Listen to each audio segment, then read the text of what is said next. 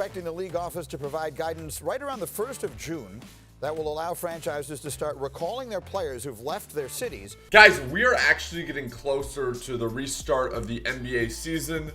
Reports came out last night. The league is discussing completing a 70-game season to restart in July. Contenders for the NBA playoffs would get one last chance to jostle for position, and so would lottery teams. And on top of that, it helps out with local TV contracts that are tied to 70 games. Zach, what are your thoughts? I mean, I'm optimistic. Should I be optimistic or no?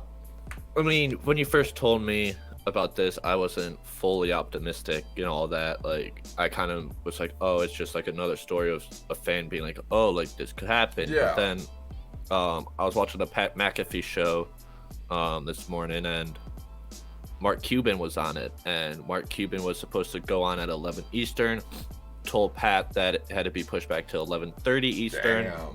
Damn. And McAfee, being the reporter and the guy he is, right away just goes, so why were you late? Like, is there a new deal going on? What's up? And Cuban goes, well, I get told everything as like you guys do. I don't know the exact details and all that, like, which I'm calling bullshit on. Yeah. But he goes, it is seemingly that we are close to it. So that gave me a lot of excitement and hope for it.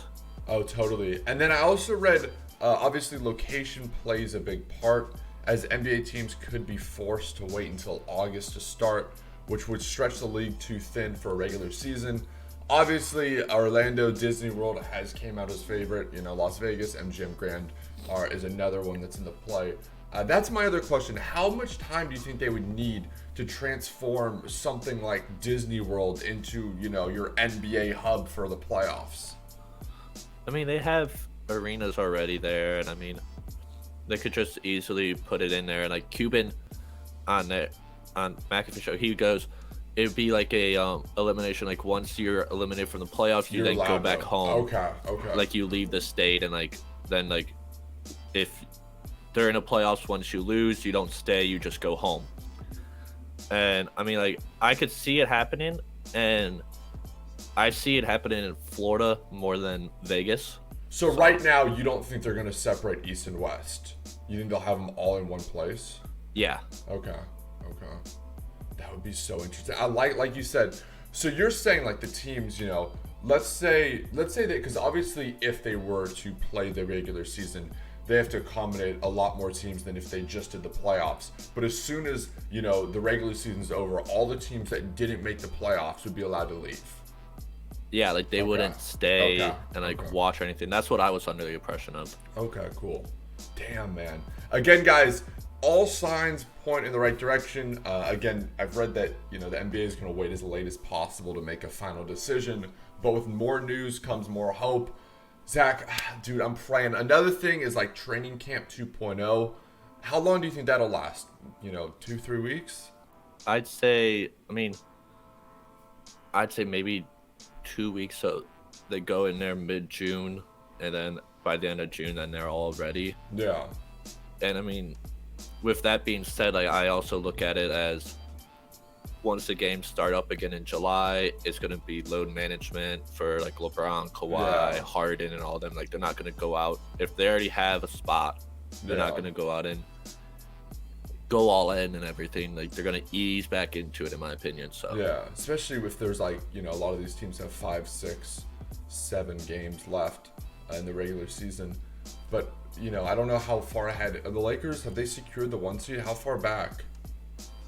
Is there that much? And then I know, like we were talking about, the West is interesting, that 8th seed. And then also anywhere between 3 to 6 is like 2.5, 3 games. So that could be interesting if a team starts off slow. You know, they could lose their seeding. Of course, I made a video over it, but Bojan Bogdanovic being out for the Jazz is a huge loss.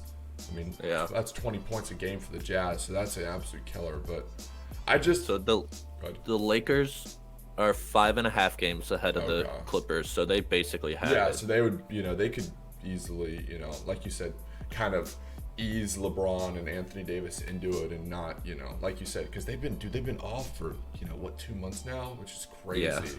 But And, like the Bucks have the #1 seed locked up if it's only 6 games. They're 6.5 up on the Raptors. Zach and I talked about this months ago, and it's not going to happen.